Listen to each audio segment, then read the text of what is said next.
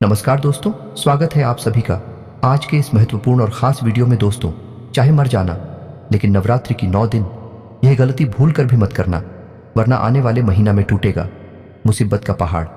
जी हाँ दोस्तों, आप सभी को बता दें, इस नवरात्रि आप सभी के जीवन काल में माँ दुर्गा बहुत बड़ी खुशखबरी देने वाली है। ऐसे में आपको भी कुछ महत्वपूर्ण बातों का ध्यान रखना बहुत आवश्यक है। इससे माता भवानी, मां दुर्गा के 9 रूप आपसे काफी ज्यादा प्रश्न करेंगे और आने वाले सालों में आपके ऊपर अपना कृपा बरसते रहेंगे। बस शर्त इतना है कि आज के इस वीडियो को सच्चे मन से लाइक करके इसे अंत तक देखिएगा। वीडियो शुरू करने से पहले हम आप सभी से एक महत्वपूर्ण बात करना चाहते हैं कि हम आप सभी के लिए अच्छे से जानकारी के लिए दिन रात मेहनत करते हैं। बहुत छानबीन करने के बाद आप सभी के लिए हम बहुत अच्छे जानकारियां लेकर आते हैं, जो कि आप सभी के जीवन के लिए बहुत ही ज़रूरी होता है। और दोस्तों, इन सभी के लिए हम आपसे कुछ नहीं चाहते हैं, बस हम इतना चाहते कि आप हमारे चैनल को सब्सक्राइब कर लें और हमारे चैनल से जुड़ जाएं, जिनमें आपको 1 रुपया भी नहीं लगेगा। बस इतना हमारा आप सभी से हाथ छोड़कर प्रार्थना है, निवेदन है। तो हमारा भावना को ज़रूर समझिएगा और हमारे चैनल को सब्सक्राइब कीजिएगा। दोस्तों, नवरात्रि में घर से निकाल दो इन चीज़ों को, अन्यथा माँ दुर्गा आपसे होंगे भयंकर क्रोधित। साथ ही साथ माता लक्ष्मी भी आपसे हो जाएंगे क्रोधित। तो इन चीजों को तो आपको अपने घर से हटाना ही है। साथ ही साथ आज के इस वीडियो में हम आपको एक ऐसी गुप्त महाविद्या ने जा रहे हैं जिससे आप स्वयं ही अपना रक्षा कवच तैयार कर पाएंगे। और यदि आपके ऊपर कोई किसी भी प्रकार की तांत्रिक क्रिया, काली क्रिया या फिर आपको नजर लगाने की कोशिश करेगा, तो ऐसी स्थिति में वह आपका कुछ भी बिगाड़ नहीं पाएगा, उल्टा स्वयं ही परेशान हो जाएगा।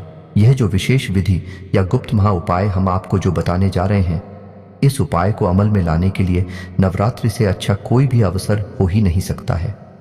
आपको नवरात्रि के 9 दिनों का पूरा उपयोग करना है और इस विधि से स्वयं अपने लिए ताबीज तैयार कर लेना है।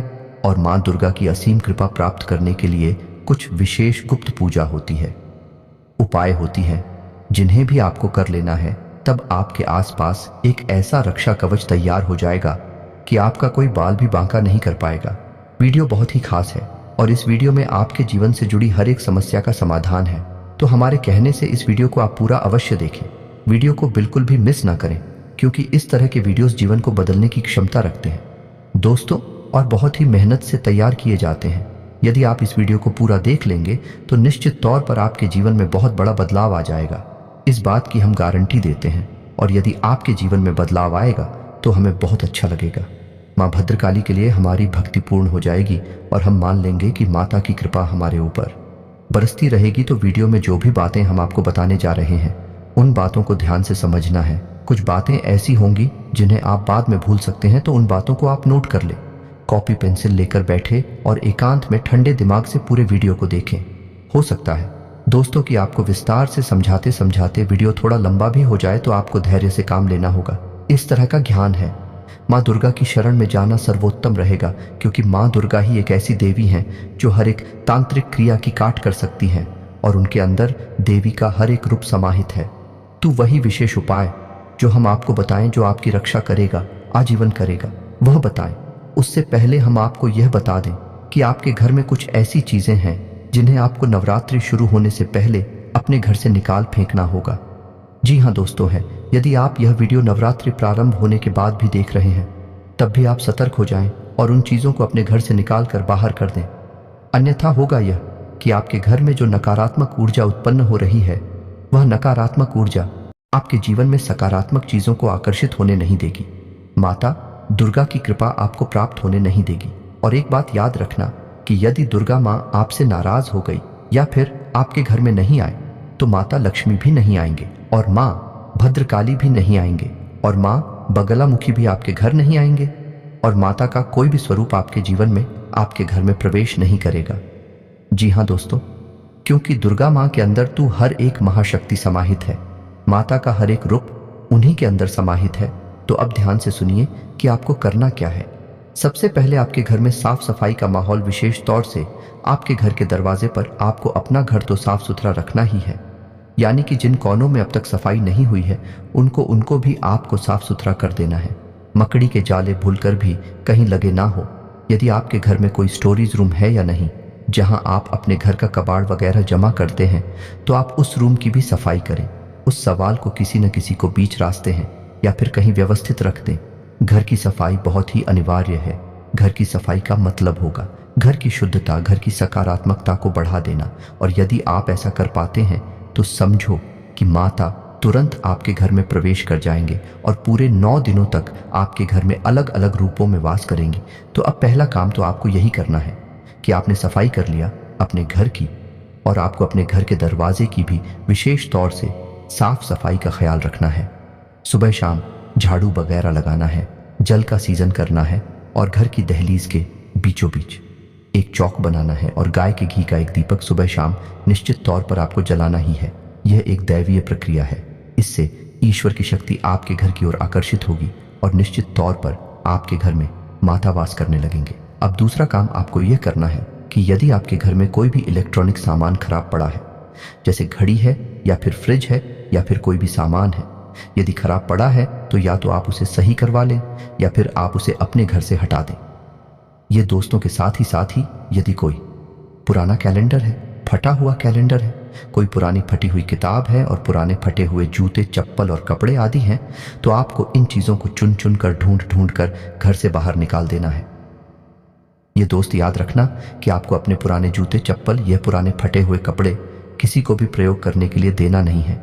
इन्हें आपको फेंकना है। इसी को यदि आप दे देंगे तो आपको इसका दुष्परिणाम भुगतना पड़ेगा। जी हाँ दोस्तों, हमने अक्सर यह देखा है कि जिन कपड़ों को लोग स्वयं पहनते नहीं हैं, उन्हें किसी को दान दे देते हैं और कहते हैं कि हमने दान कर दिया। ये दोस्तों कोई दान नहीं है। आपने अपनी उतरण किसी को दे दी है जिसे आप स्वयं भी प्रयोग नहीं करते थे। यदि आपको देना ही है, दान स्वरूप स्वयं के कपड़े देने ही हैं, जिससे कि शनिदेव आपको परेशान ना करें, अपनी कुदृष्टि आपके ऊपर ना डालें, तो आप अपनी पहने हुए ऐसे कपड़े, जूते, चप्पल दीजिए जिन्हें आप अभी इस्तेमाल करते हैं प्रयोग में, जो आपके लिए उपयोगी है। आपने जिन्हें त्याग दिया है या जो फट गए हैं, उन्हें देने से तो दुष्परिणाम ही प्राप्त होते हैं। उम्मीद है आप यह समझ गए होंगे कि क्या किसको देना है, कैसे देना है और क्या किसको नहीं देना है। अब तीसरी चीज कि आपको क्या अपने घर से निकालना है। ध्यान से सुनिए, आपके घर में यदि कोई ऐसी भगवान की फोटो या मूर्ति है जो खंडित हो चुकी है, ये दोस्तों कई बार ऐसा होता है कि लोग भगवान की मूर्तियां, खास तौर से गणेश जी की मूर्ति, भगवान श्री कृष्ण की, राधा जी की मूर्ति सजावटी सामान के तौर पर ले लेते हैं और उन्हें अपने घर के किसी अलमारी में यह कौन है मैं रख देते हैं। कुछ समय बाद वह मूर्ति खंडित हो जाती है, थोड़ी बहुत टूट फूट हो जाती है। लोग उसे भी अपने घर में रखे रहते हैं। दोस्तों, ऐसी मूर्तियां भयंकर नकारात्मकता को आकर्षित करती है। फिर आप बोलेंगे कि हमारे जीवन में अचानक से सब कुछ खराब क्यों होने लगा, बुरा क्यों होने लगा? क्योंकि पता नहीं कौन सी नकारात्मक शक्ति आपके घर में आकर्षित हो गई, क्योंकि गलती स्वयं आपने। दुखी है तो आपको ध्यान देना है कि यदि कोई मूर्ति जो थोड़ी बहुत भी खंडित हो चुकी है, आप उसे ढूंढिए। साथ ही साथ यदि कोई भगवान की फोटो है, फोटो के साथ भी दोस्तों लोग अक्सर यही करते हैं कि दीवारों पर लगाकर छोड़ देते हैं, भूल जाते हैं। फिर वह फोटो थोड़ी बहुत कट जाती है और उसे वहीं लगा रहने देते हैं। तो भगवान की कोई भी मूर्ति या फोटो कोई सजावटी सामान नहीं है। आपको यही याद रखना होगा, इन्हें हम अपने घर को सजाने के लिए प्रयोग नहीं कर सकते। यह आस्था का विषय है, विश्वास का विषय है। दूसरा है कि आपने यदि कोई फोटो या मूर्ति लिए भी ली, तो आपको उसका सम्मान तो करना ही होगा, उसकी साफ सफाई का ख्याल रखना होगा, उसका थोड़ा बहुत पूजा पाठ तो करना ही पड़ेगा, और यदि वह खंडित हो जाती है तो उसे विसर्जन भी करना पड़ेगा। यदि आप ऐसा नहीं कर रहे तो दुष्परिणाम तो आपको फिर भुगतनी पड़ेगी। इसी के साथ साथ यदि आपके घर की किचन में, ये दोस्तों ध्यान से सुनना है, क्योंकि यहाँ पर लोग अक्सर गलती कर जाते हैं कि आपके घर की किचन में को अचार वगैरह रखा है जो खराब हो चुका है, या फिर कुछ बर्तन ऐसे हैं जो थोड़ी बहुत दूर हो चुके हैं, लोग उनको लगातार प्रयोग करते रहते हैं। यदि ऐसा कोई सामान जो खराब हो गया है, टूट फूट चुका है और आपके घर की किचन में मौजूद है, तो आप उस सामान को भी अपने घर से निकालकर बाहर कर दीजिए। लोग इस बात को समझती नहीं है। टूटे फूटे बर्तनों को ही, जैसे थोड़ा बहुत कुछ, कोई बर्तन थोड़ा बहुत पिचक गया या टूट फूट गया तो उस बर्तन को भी प्रयोग करते रहते हैं, लेकिन इसका बड़ा ही अनिष्टकारी परिणाम होता है। दोस्तों, क्योंकि माता लक्ष्मी की बड़ी बहन दरिद्रता इन चीज़ों की ओर आकर्षित होती है, और जहाँ दरिद्रता का प्रवेश हो गया उस घर में माता लक्ष्मी तुरंत बाहर चली जाती है और कभी भी वापस मुड़कर नहीं आती हैं। इस बात का आपको ध्यान रखना होगा। अब आप चाहे माने या ना माने का प्रभाव आपके ऊपर लगातार बना रहता है, और यदि आप अनजान बनने की कोशिश करते हैं और कहते हैं कि हम इन सब बातों को नहीं मानते हैं, तो फिर लगातार पीड़ा है, मिलती तो रहती हैं लेकिन उनके समाधान आपको नहीं मिलते हैं। फिर आप कहते हैं कि जीवन तो नर्क के समान हो गया है। तो दोस्तों, इससे बेहतर यह है कि आप आध्यात्मिकता, कुमारी देवी देवताओं की शक्तियों को माने, धर्म को मानने और छोटे छोटे उपाय करते रहे, और हम गारंटी देते हैं कि हजारों लोगों का जीवन है इन छोटे छोटे उपायों को करने से बदला है। तो आपका क्यों नहीं बदलेगा? निश्चित तौर पर बदलेगा दोस्तों। तो आप पूरे विश्वास के साथ रख इन कार्यों को करिए। अब बदलाव को महसूस करिए। अब किचन का हमने इसलिए कहा क्योंकि हमारे घर का जो रसोई घर होता है उसे हमारे घर की ऊर्जा का केंद्र कहा जाता है। वहीं से घर की ऊर्जा उत्पन्न होती है, वह सकारात्मक व नकारात्मक होगी। यह निर्भर करता है कि आपके घर की रसोई की व्यवस्था कैसी है। एक बड़ा विषय है, हम इस विषय पर कभी बाद में बात करेंगे, लेकिन मूल रूप से आप ये समझ ले कि हमारे घर की रसोई घर में माता अन्नपूर्णा का वास माना जाता है, धनवंतरी देवता का वास माना जाता है, और धनवंतरी जो है वह स्वास्थ्य के देवता है, धन के देवता है। माता अन्नपूर्णा हमारे अन्न की यानी कि हमारे घर की ऊर्जा की देवी है। तो ऐसे में आपने अक्सर यह सुना होगा कि खुले बाल रखकर महिलाओं को घर की रसोई में नहीं जाना चाहिए, बिना नहाए धोए करके रसोई में नहीं जाना चाहिए, क्योंकि वह बहुत ही पवित्र स्थान है और उसी स्थान की पवित्रता कभी भांग होनी नहीं चाहिए। अब यदि आपके घर में कोई ऐसा स्थान है जहां लगातार अंधेरा रहता है, जो दोस्तों हर घर में कहीं ना कहीं ऐसा एक कोना अवश्य होता है जहां लगातार अंधेरा रहता है, लोग वहां पर बल्ब हो गया लगाती नहीं है, और यदि लगा दिया और वह खराब हो गया तो फिर उसे बदलती नहीं है। यदि आपके घर में भी ऐसा कोई कोना है तो आप उसको नेको भी जागृत करिए, वहां प्रकाश की व्यवस्था अच्छी तरह से कीजिए, वहां कोई बल्ब लगा दीजिए, क्योंकि घर में नकारात्मक ऊर्जा किस रास्ते से प्रवेश करेगी ये कोई नहीं जानता है, लेकिन कितना नुकसान करेगी जीवन में कितने वर्दी की, इसकी अनुभूति तो आपको भी बहुत अच्छी तरह से है और भी बहुत लोगों को अच्छी तरह से है। अब कुछ छोटी छोटी बातें हैं जिनको भी आपको ध्यान देना है। किसी भी महिला का भूल कर भी अपमान नहीं करना है पूरे 9 दिनों तक। कारण इसका यह है कि महिलाओं को मातृशक्ति का प्रतीक माना गया है, इसलिए मातृशक्ति का अपमान यानी कि माता का अपमान हुआ। अब ऐसे में कई बार ऐसी परिस्थितियां बनेंगी आपके सामने कि जिसमें जानबूझकर स्वयं मातृशक्ति आपसे उलझने की कोशिश करेगी, आपसे बात करने की कोशिश करेगी। तो ऐसे में 2 ही रास्ते हैं, या तो वहां से स्थान बदल दो, दूसरे स्थान पर चले जाओ, या फिर चुप हो जाओ। दोनों ही परिस्थितियां आपके लिए अच्छी हैं यदि आप इन बातों को मानते हैं, और यदि आप पेश करेंगे और बाद में यदि मातृशक्ति को बुरा लगा तो फिर माता को भी बुरा लगेगा। आप माने या ना माने, लेकिन यह बात 100% सत्य है। हमारे हिंदू धर्म में कहा जाता है, यत्र नार्यस्तु पूज्यन्ते रमन्ते। देवतागण की मातृशक्ति का जहां सम्मान है वहां देवताओं का वास हो ही जाता है। जी हाँ दोस्तों, अब 2 कार्य जो आप और कर सकते हैं, इससे देवी की विशेष कृपा आपको प्राप्त होगी। पहला यह कि यदि संभव हो सके तो 9 दिनों तक अपने पूजा घर में दुर्गे मां के नाम से एक अखंड ज्योति अवश्य जलाएं। थोड़ा कठिन अवश्य है, लेकिन नामुमकिन नहीं है दोस्तों। इसका बहुत विशेष फल आपको प्राप्त होगा। दूसरा यह है कि जो खाना आपके घर में बनता है उसमें लहसुन और प्याज का प्रयोग वह पूर्ण रूप से परिचित कर दे।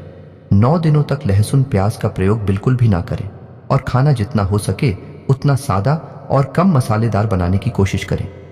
यह दोस्तों, इससे घर में तामसिक प्रवृत्ति नहीं बढ़ती है और सात्विकता का प्रवेश होता है।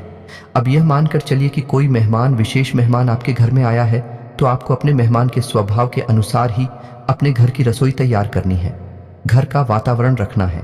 जब महिलाएं भोजन तैयार कर चुके तो सुबह और शाम दोनों वक्त जब भी भोजन तैयार होता है तो पहली थाली माता के नाम से लगानी चाहिए और पूजा घर में रखनी चाहिए। माता को यह भोजन अर्पित करना चाहिए। ये दोस्तों, इससे माता बहुत प्रसन्न होती है। अब कोई फर्क नहीं पड़ता कि आपके घर में कैसा भोजन बनता है, भोजन सात्विक होना चाहिए और हल्का होना चाहिए। अब रोटी, सब्जी या फिर चला दिया, अचार कुछ भी हो सकता है। आप सब कुछ माता को समर्पित कर सकती है। याद रखें कि थाली में थोड़ा मीठा रखना बिल्कुल भी ना भूलें, क्योंकि मीठा माता लक्ष्मी को बहुत अधिक प्रिय है। आप समझ ले कि यह भाव की बात है। आप बिल्कुल माता का वैसे ही स्वागत करिए जैसे आपके घर में कोई मेहमान आ जाता है। वैसे ही माता भी तो आए हैं आपके घर में 9 दिनों के लिए। आप उनका स्वागत करिए बिल्कुल वैसे ही सच्चे दिल से, भाव के साथ, क्योंकि वह तो जगत माता है, सबकी माता है, तो उनका स्वागत तो आपको करना ही चाहिए। तो आप यह कार्य करिए, आप देखेंगे कि परिणाम, अद्भुत परिणाम होंगे, हम गारंटी देते हैं। दोस्तों, अब बात करते हैं उस महा उपाय की जो आपको 9 दिनों तक लगातार करना है, और 9वें दिन आपको उस उपाय का समापन करने के बाद हर एक तांत्रिक क्रिया से, नकारात्मक शक्ति से छुटकारा प्राप्त हो जाएगा। तू मां दुर्गा की पूजा पाठ के विधि विधान कई प्रकार से किए जाते हैं। अलग अलग प्रकार से मनोकामना ओम के हिसाब से इनकी पूजा पाठ की जाती है, लेकिन हम आपको बहुत ही साधारण प्रक्रिया बताने जा रहे हैं, लेकिन यह अत्यंत प्रभावशाली प्रक्रिया भी है। दोस्त, याद रखना कि इस प्रक्रिया के लिए आपको एक ताबीज की लाल रंग के धागे की और एक कागज जिस पर आप इस मंत्र को लिखेंगे, तो इन चीजों की आवश्यकता रहेगी ही। और यदि आपके पूजा घर में तुलसी माँ की कोई फोटो या मूर्ति है तो अच्छी बात है, और यदि नहीं है तो आप बाजार से जाकर खरीद लाए। याद रखिएगी, यदि आप कोई मूर्ति खरीद रहे हैं तो वह मूर्ति खोखली नहीं होनी। यदि आपने पत्थर की मूर्ति खरीदी है या धातु की मूर्ति खरीदी है, और यदि वह खोखली है तो उस मूर्ति में आप मिट्टी भी भर सकते हैं, उसे ठोस बना सकते हैं। दूसरा यह है कि कोई अन्य प्रकार की मूर्ति ना खरीदें, जैसे कि प्लास्टिक की मूर्ति ना खरीदें या फिर किसी अन्य मटेरियल से बनी हुई मूर्ति ना खरीदें। धातु की या फिर पत्थर की या फिर मिट्टी की मूर्ति का ही प्रयोग करें। इस पूजा विधि में आपको नवरात्रि के अंत में, यानी 9 दिनों के बाद ताबीज भरने का अवसर प्राप्त होगा। तो वह ताबीज तो आपने लिया है, इस पूजा में उसी ताबीज का प्रयोग करेंगे। माता की फोटो के पास या मूर्ति के पास आप उस ताबीज को और उस धागे को जिसमें आप उस ताबीज को बांध देंगे, उस धागे को साथ ही साथ इस मंत्र को कागज पर 9 बार लिखे मंत्र कुछ इस प्रकार है, आपके मोबाइल की स्क्रीन पर भी दिखाई देगा। इसे नवार्ण मंत्र कहा जाता है, और इस मंत्र में माता की संपूर्ण शक्तियां समाहित हैं, हर एक रूप की शक्ति समाहित है। तो ध्यान से सुनिए, मंत्र कुछ इस प्रकार है। ओम एम ह्रीम क्लीम चामुंडाय विच्छे। दोस्तों, फिर से सुने, ओम एम ह्रीम क्लीम चामुंडाय विच्छे मंत्र को आपको उस कागज पर 9 बार लिखना है। याद रखें कि लिखते समय जो शाही का उपयोग आप करेंगे वह लाल रंग की स्याही होनी चाहिए, और रात्रि के समय यह पूजा आपको करनी है। माँ दुर्गा की फोटो या मूर्ति अपनी पूजा घर में ही स्थापित रहने दें। माता खोल लाल रंग का प्रसाद, लाल रंग के पुष्प और लाल रंग के वस्त्र ही अर्पित करें। स्वयं भी लाल रंग के आसन पर ही बैठे और लाल रंग के वस्त्र ही स्वयं भी धारण करें। अब सबसे पहले दिन जब आप इस पूजा को प्रारंभ करें तो आप गाय के घी का दीपक जलाएं और उस धूप, दीप, नैवेद्य आदि माता को अर्पित करें, और इसके साथ साथ माता का सच्चे हृदय से आवाहन करें। साथ ही साथ माता से अपनी रक्षा कवच के विषय में भी बता। जी हाँ दोस्तों, अपने मन में बताएं, भूलकर भी सत ना बताएं। मन में बताएं कि आपकी मनोकामना क्या है, आप किस मनोकामना के साथ पूजा कर रहे हैं, कि आपको माता से संपूर्ण जीवन भर के लिए रक्षा चाहिए और उसी के रक्षा कवच के लिए आप यह पूजा पाठ कर रहे हैं। अब आपको माता का आवाहन करने के बाद 9 बार दुर्गा चालीसा का पाठ करना है। 9 बार दुर्गा चालीसा का पाठ करने के बाद आप खुद दुर्गा जी की आरती के बाद पूजा का समापन करना है। याद रखें कि जब आप इस पूजा को प्रारंभ करेंगे तो हाथ में जल लेकर संकल्प अवश्य करें, क्योंकि संकल्प से ही पूजा फलित होती है। अब 9 दिनों तक लगातार यह प्रक्रिया आप दोहराते रहेंगे, यानी कि माता को फल फूल आदि अर्पित करेंगे, सच्चे मन से पूजा करेंगे, माता का हवन करेंगे, 9 बार दुर्गा चालीसा का पाठ करेंगे। लेकिन संकल्प आप पहले दिन ही करेंगे, हर रोज आपको संकल्प करने की आवश्यकता नहीं है। जब आप संकल्प करेंगे तो संकल्प में हाथ में जल लेकर आप अपना नाम बोलेंगे, अपनी कुल और गोत्र का नाम बोलेंगे, और उसके बाद अपनी मनोकामना बोलेंगे, और उसके बाद उस जल को माता के सामने जमीन पर अर्पित कर देंगे। इस तरह आपका संकल्प हो जाएगा। अब यह संकल्प आपको केवल एक दिन करना है, पहले दिन करना है, हर रोज नहीं करना है। आपको संकल्प में यह भी बताना है कि आप 9 दिनों तक लगातार इस पूजा को अखंड रूप में पूर्ण करेंगे, और इस पूजा को करने का आपका मकसद क्या है।